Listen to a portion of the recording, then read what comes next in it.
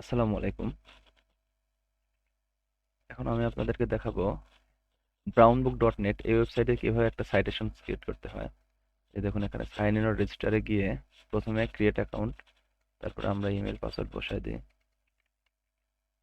Email পাসওয়ার্ডের জায়গায় password আমরা নাম এখানে যে আছে এখানে ওনার নেম দিতে হয়, কিন্তু আমাদের যেহেতু ওনার নেম দেওয়া নাই, আমি বিজনেস নেমেরই হাফ দিয়ে দেবো।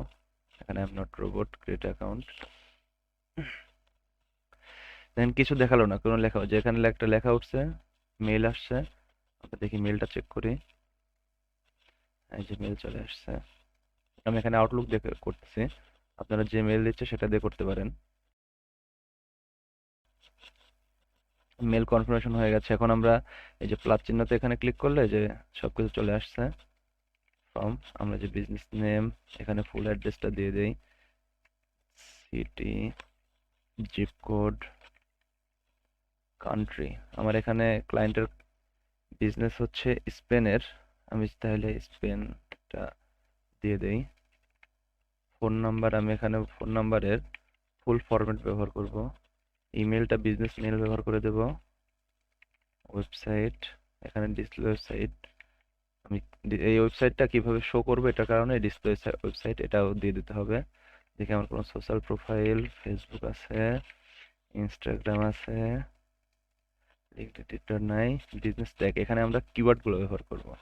এই যে রিফর্মাস কিওয়ার্ড, তারপরে হচ্ছে এটা কিওয়ার্ড এখানে দিয়ে ট্যাব দিলেই যে কিবোর্ডে যে ট্যাব বাটন আছে ওই বাটনে ক্লিক করলে এই যে কিওয়ার্ডটা অটো নিয়ে নেয়। কিংবা আপনি যদি ইচ্ছা করেন যে আমি ক্লিক করে এখানে ক্লিক করব, তাহলে অটো হয়ে যাবে। এখানে এখানে চাইছে হচ্ছে লোকেশন ট্যাগস। আমরা এই যে মাদ্রিদ, এই মাদ্রিদের এই ট্যাগটুকু ইউজ করব।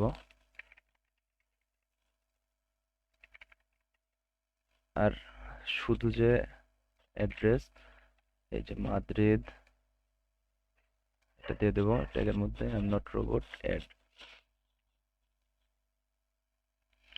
আমি যদি এখানে দেখি যে বিজনেস অ্যাডেড এখানে হয়ে গেছে, আমি এটাতে কন্ট্রোল চেপ দিয়ে এটা হ্যান্ড দিলে নতুন ট্যাব ওপেন করে দেখি এটা আমাদের বিজনেস হয়ে গেছে, কিন্তু এখানে দেখাচ্ছে নট ক্লেম। আমরা এখান থেকে ক্লেম দিস লিস্টিং করে দেবো, কনফার্ম।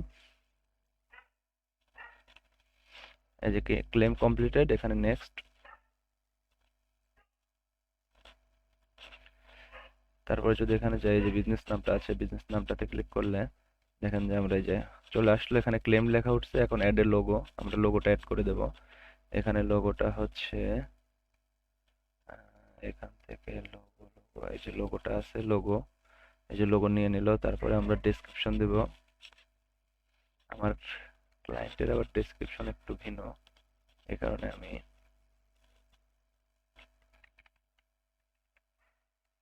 ডেসক্রিপশনটা বানাইনি। হ্যাঁ, এই যে ডেসক্রিপশন হয়ে গেছে,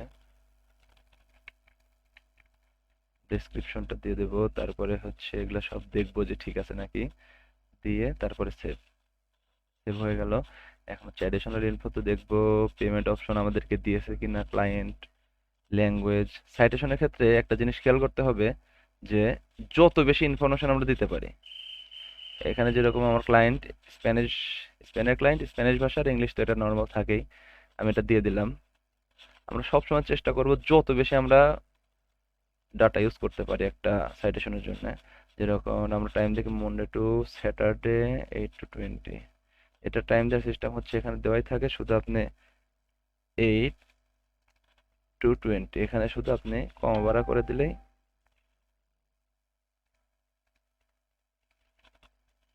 8টা থেকে।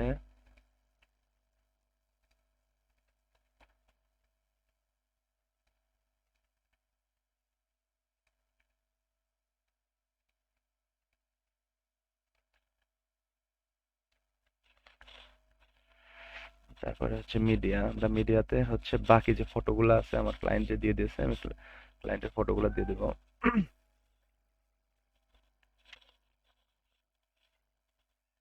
এখানে আপলোড হচ্ছে, দেখা যাক। এই যে ইমেজ গুলো সাকসেসফুলি এডেড হয়ে গেছে। এখন এই যে এখানে একটা ভিডিও অপশন আছে, ভিডিও যেহেতু দেওয়া নাই নাই সমস্যা নাই, আমাদের লিঙ্ক করা শেষ। এটাই হচ্ছে আমাদের লাইভ লিঙ্ক। এখন আমি যদি এটা ইনকগনিটো মোডে গিয়ে দেখি, তাহলে দেখেন বিজনেস নাম আছে, এখানে নাম আছে, email, phone number, Facebook, Instagram, address, এগুলা সব আছে।